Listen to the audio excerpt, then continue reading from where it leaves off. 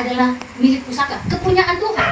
Jadi anak itu sebenarnya cuma dititipkan dalam rumah tangga kita. Itu sebabnya orang tua itu harus menjaga dan merawat anak-anak itu dengan baik. Ada tanggung jawab yang besar yang Tuhan akan tuntut dari setiap orang tua yang mengabaikan anak-anak.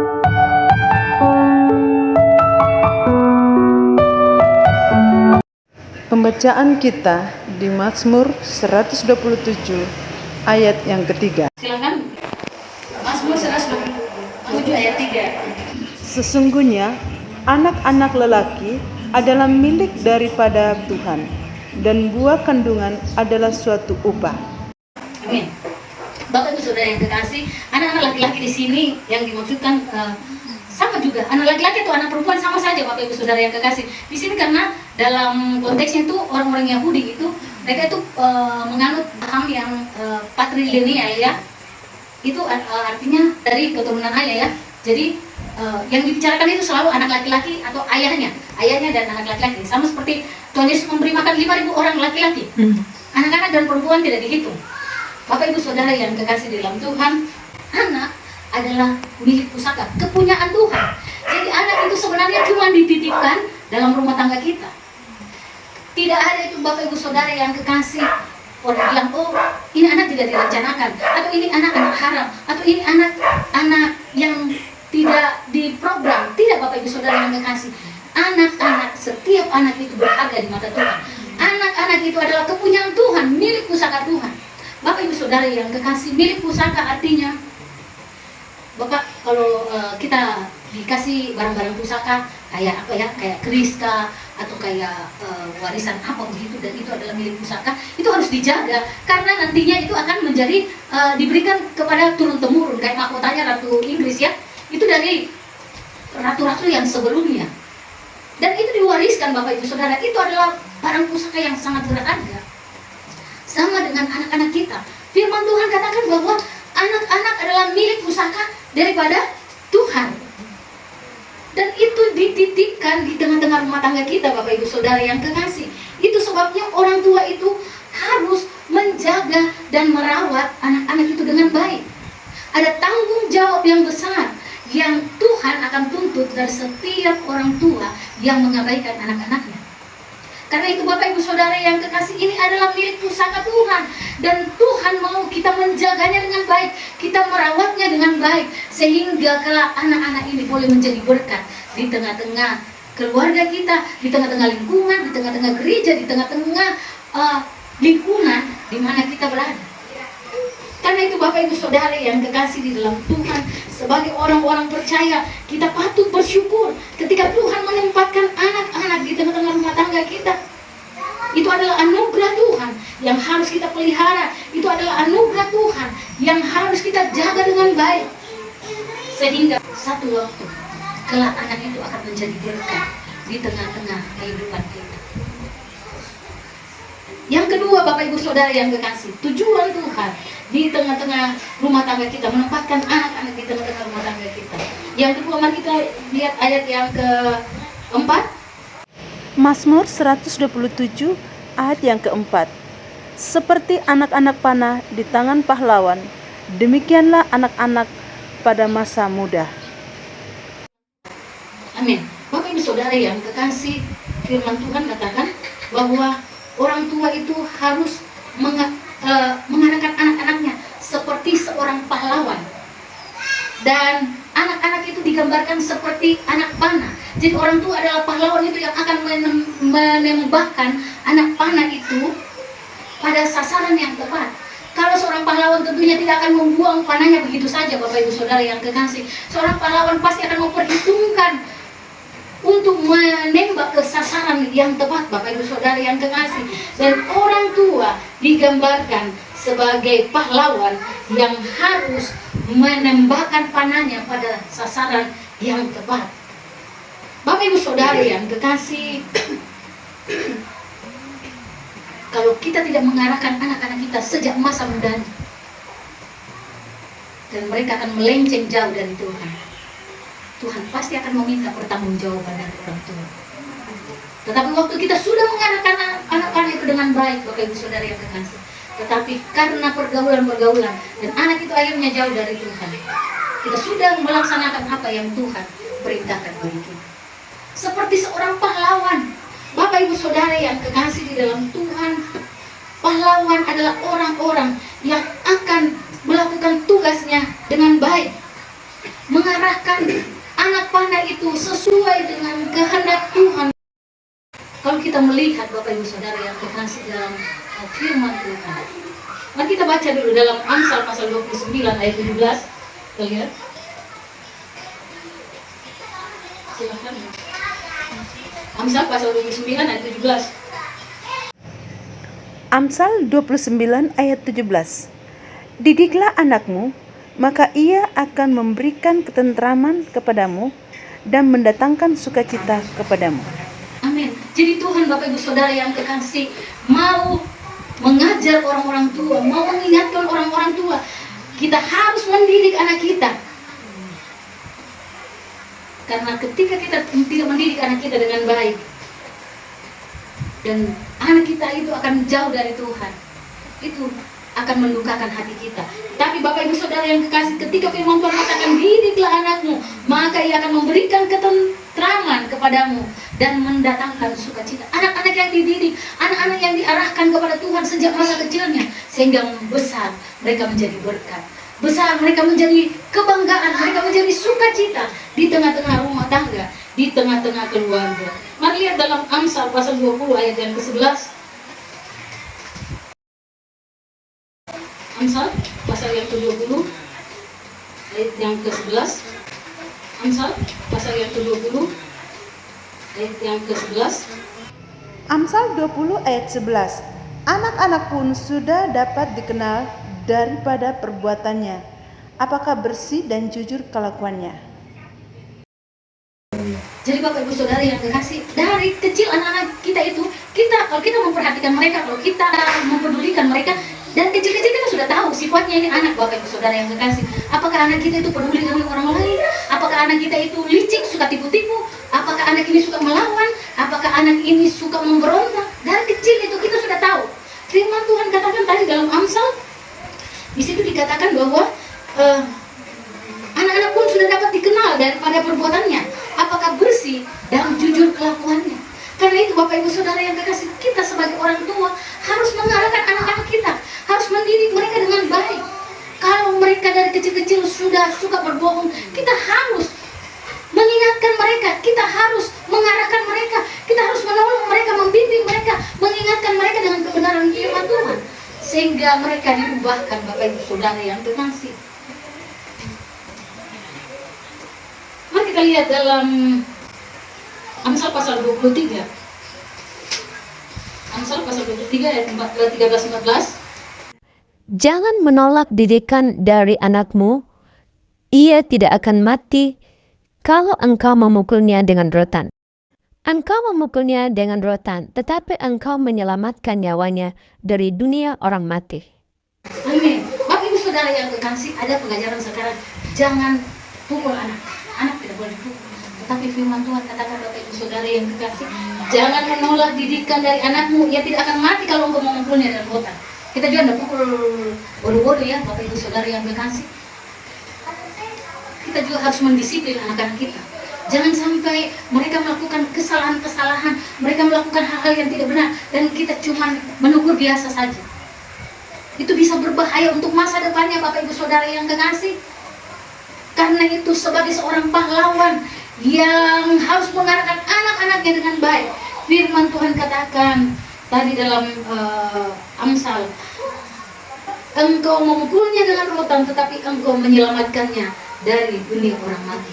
Ketika kita menegur anak kita, ketika mungkin kita menghajar anak kita, Bapak Ibu Saudara yang kekasih, kita menyelamatkan nyawanya daripada maut. Firman Tuhan katakan, di mana seorang ayah tidak menyesah anaknya, karena dia sayang sama anaknya, dia menghajar pada waktunya. Karena itu Bapak Ibu Saudara yang kekasih, jangan takut ketika anak-anak kita melakukan tindakan-tindakan yang tidak benar.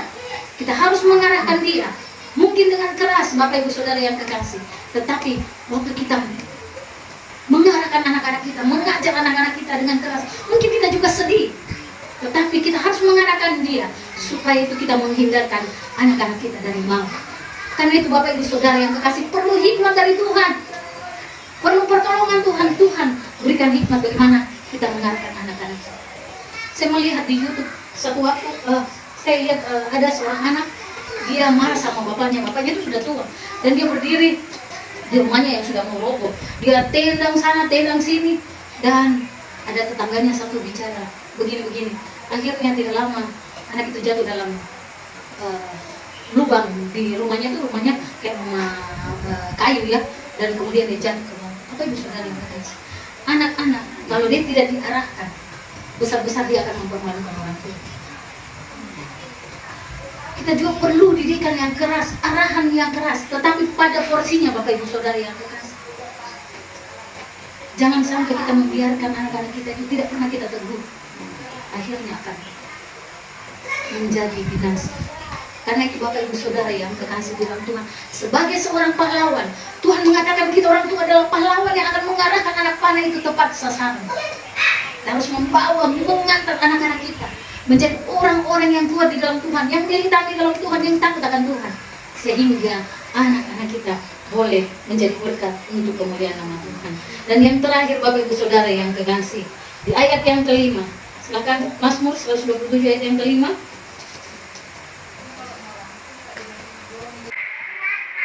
Mazmur 127 ayat kelima. Berbahagialah orang yang telah membuat penuh tabung panahnya dengan semuanya itu. Ia tidak akan mendapat malu apabila ia berbicara dengan musuh-musuhnya di pintu gerbang.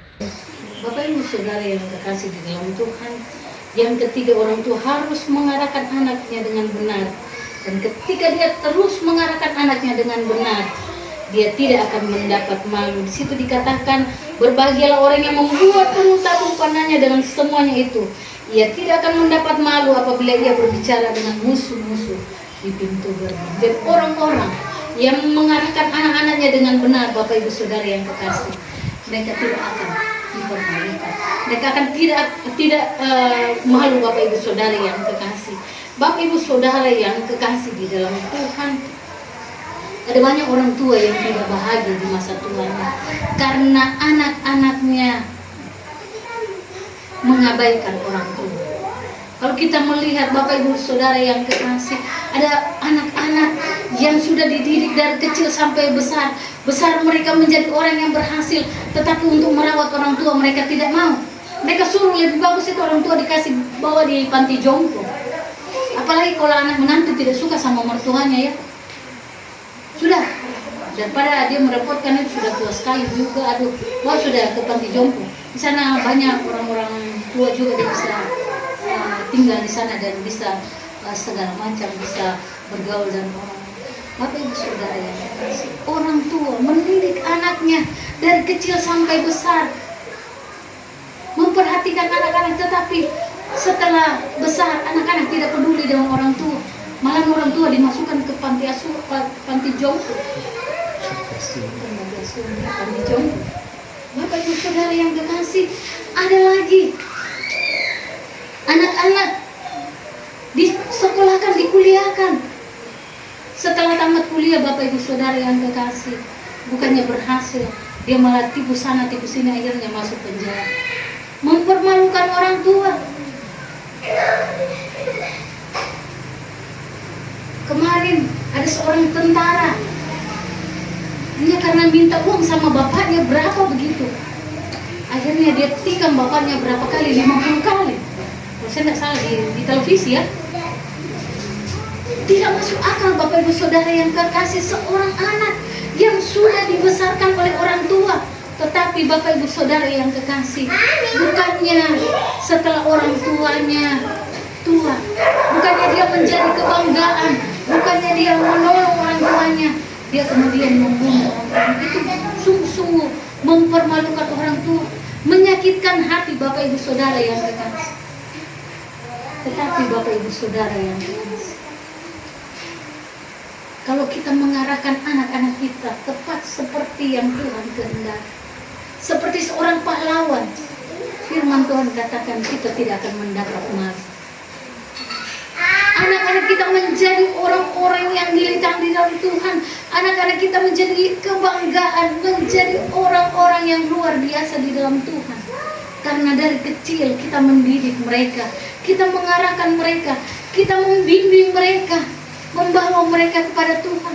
Anak-anak kalau masih kecil, Bapak Ibu Saudara yang kekasih, jangan biarkan mereka tinggal di rumah. Mereka harus sekolah minggu.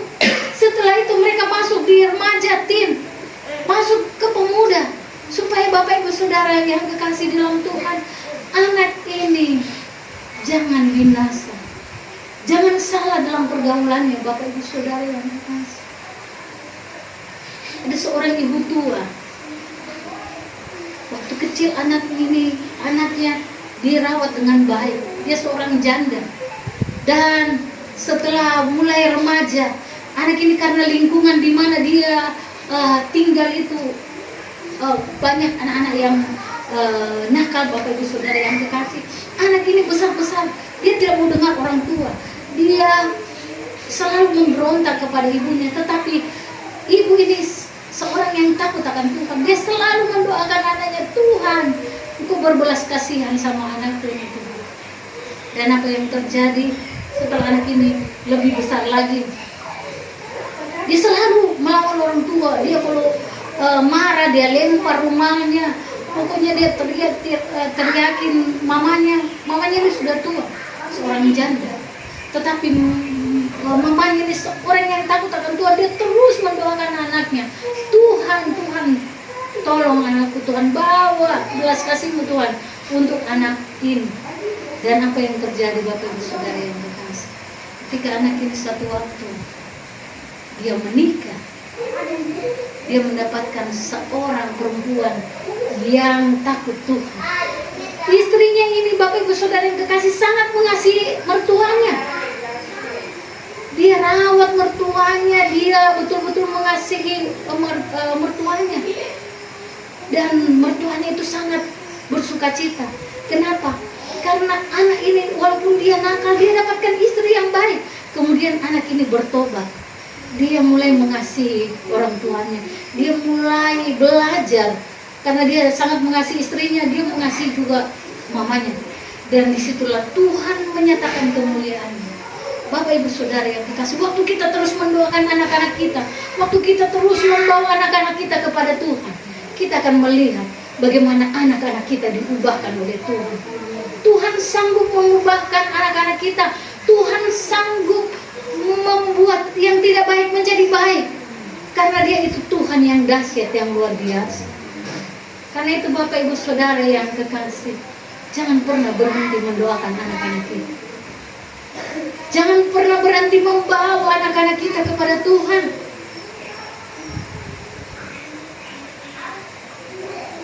Karena kadang-kadang Bapak Ibu Saudara yang kekasih, anak kita itu baik, tetapi waktu dia mendapatkan istri atau mendapatkan suami, dan suaminya itu bukan orang yang baik, itu bisa membawa dia juga tidak menghormati orang tua.